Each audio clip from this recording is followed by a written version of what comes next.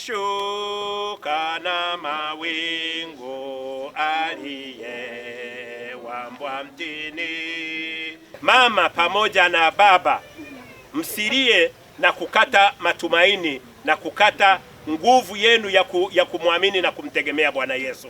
Katikati ya hili Mungu anapenda kujionyesha kwenu, kwa sababu neno la Mungu linalotuongoza kutoka Waefeso sura ya 2 mstari wa 19.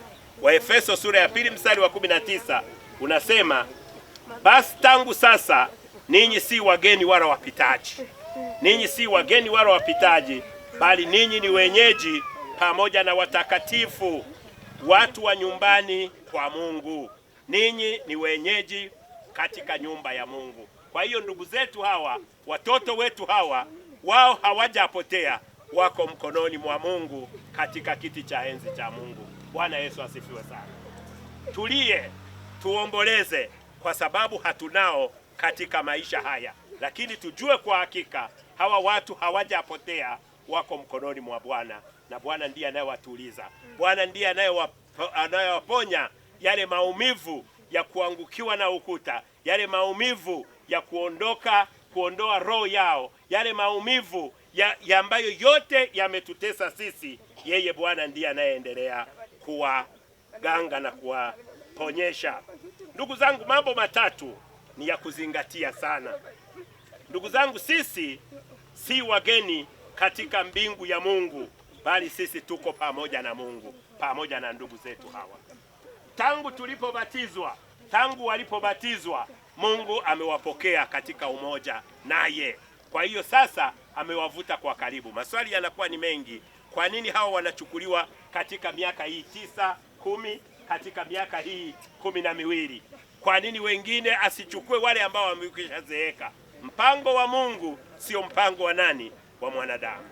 Kwa hiyo Mungu anachukua kwa wakati yeye anaoutaka. Na tuwe na hakika ndugu zangu kwamba Mungu hachelewi wala Mungu hawai. Mungu anafika kwa wakati. Huu ndio wakati uliokubalika kwa ajili yao. Huu ndio wakati ambao Mungu ameona ni vema sasa ndugu zetu hawa wachukuliwe. Kwa hiyo sisi ni wenyeji pamoja na Mungu. Tunajiandaa kwenda pamoja naye. Hawa wametutangulia na sisi tunaofuata. Kwa hiyo tujue kwa hakika sisi tunakwenda mahali Mungu alipo. Lakini jambo la pili, sisi tu wenyeji pamoja na watakatifu wote waliokombolewa.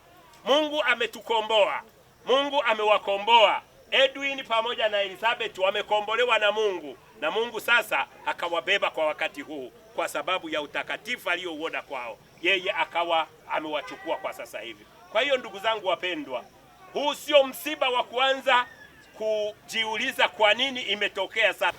Basi ndugu zangu wapendwa, katikati ya huzuni huo mkubwa, katikati ya majonzi hayo makubwa, katikati ya machozi, katikati ya kukatishwa tamaa, tujinyenyekeze mbele za Mungu, tukimuomba Mungu aweze kuwapa watoto wetu hawa faraja, awape utulivu wa rohoni, aweze kuwapokea, aweze kuishi nao katika ufalme wake mbinguni. Lakini pia ninyi wazazi, mpokee faraja ya Mungu.